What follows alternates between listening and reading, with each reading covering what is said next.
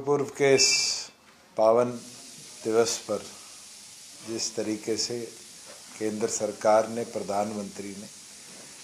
तीनों कृषि कानूनों को वापस लेने का निर्णय लिया है, सराहनीय है। मैं प्रधानमंत्री का धन्यवाद करूंगा कि किसानों के इस लंबे संघर्ष को देखते हुए उनने इस पावन अवसर पर ये निर्णय लिया, और उम्मीद भी रखूंगा जो और समस्याएं कृषि क्षेत्र से संबंधित है, केंद्र की सरकार कंसल्टेशन कर कृषि क्षेत्र को और आधुनिक, बेहतर और प्रॉफिटेबल कैसे बनाया जाए, उस पे भी आने वाले भविष्य पे कदम उठाने का काम करेगी। और साथ में हम ये भी प्रयास करेंगे कि मिलकर जो लोग किसी मुकदमे में इस आंदोलन के दौरान, चाहे वो दिल्ली में हो, हरियाणा में हो, पंजाब में हो, नॉन लीथल एक्टिविटीज़ के अंदर अगर इन्वॉल्व रहे हैं तो उनके भी मुकदमे वापस लिए जाए, क्योंकि ये लड़ाई, ये संघर्ष अधिकतम इसलिए बढ़ा कि ये कानूनों के लाभ को प्रॉपरली पोर्ट्रे नहीं किया गया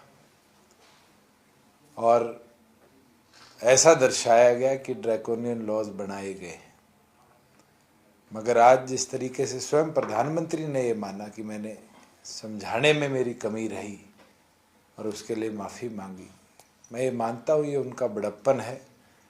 कि उनने देश के लिए, देश की डेमोक्रेटिक इंटीग्रिटी के लिए ये निर्णय लिया है, और मैं उनका आभार प्रकट करता हूँ। साथ में आज सिविल एविएशन मिनिस्टर्स की पैन इंडिया कॉन्फ्रेंस थी और उसके अंदर अनेक ऐसे निर्णय लिए गए जो एविएशन सेक्टर को पूरे देश भर के अंदर एक बूस्ट देंगे, जिसमें जैसे हरियाणा ने ATS जो एविएशन फ्यूल होता है उसको 21% से 1% पे किया। आज 8 ऐसे राज्य और 4 ऐसी यूनियन टेरिटरीज हैं जिनने भी उसको, किसी ने 4%, किसी ने 2%, किसी ने 1%, और अरुणाचल प्रदेश ने तो 0% पे लाने का काम किया है। ये अपने आप एक बूस्ट एविएशन सेक्टर को देगा। साथ में खुशी की बात है कि 4 हेली हब्स जो केंद्र ने अनाउंस करे थे पहले, आज इस एविएशन मिनिस्टर्स की बैठक में 5वां हेली हब जो हम गुड़गांव में हमारी ग्लोबल सिटी में बनाना चाह रहे हैं, केंद्र सरकार ने उस पर भी अपनी सहानुभूति देकर मंजूरी देने का काम किया है, जो मुझे लगता है हेलीकॉप्टर इंडस्ट्री का डेडिकेटेड कॉरिडोर के साथ साथ एक नया फ्यूचरिस्टिक अप्रोच इस देश को देने का काम करेगा। साथ में हरियाणा प्राथमिक राज्य बना है जिसने अपनी पायलट्स की जो पर एनम कैपेसिटी थी, हम 200 बच्चों को ट्रेन करते थे, 50 ग्रेजुएट होते थे, उसको बढ़ाकर अब भिवानी में 100 एडिशनल और महेंद्रगढ़ में 100 एडिशनल सीट्स करी हैं। मेरा ये मानना है कि 400 FTOs की कैपेसिटी का पहला प्रदेश हरियाणा बनेगा, जिसके अंदर पर एनम 100 से ज़्यादा पायलट्स को पूरी तौर पर ट्रेन कर एम्प्लॉय करने का हम काम करेंगे। MSP को लेकर सर आपका क्या मानना है, क्योंकि MSP पे पेज फंसेगा, किसान संगठन साहब कह रहे कि हरियाणा प्रदेश उन राज्यों में है जिनने अपने फार्मर्स को MSP सुनिश्चित करी है। जहाँ बाजरे तक की बात थी, किसी और राज्य ने 1 रुपया एडिशनल किसान को नहीं दिया। हमारी सरकार थी कि हमने 600 रुपया प्रति कुंटल एडिशनल देकर किसान को उसकी फसल बेचने से पहले लाभ देने का काम किया,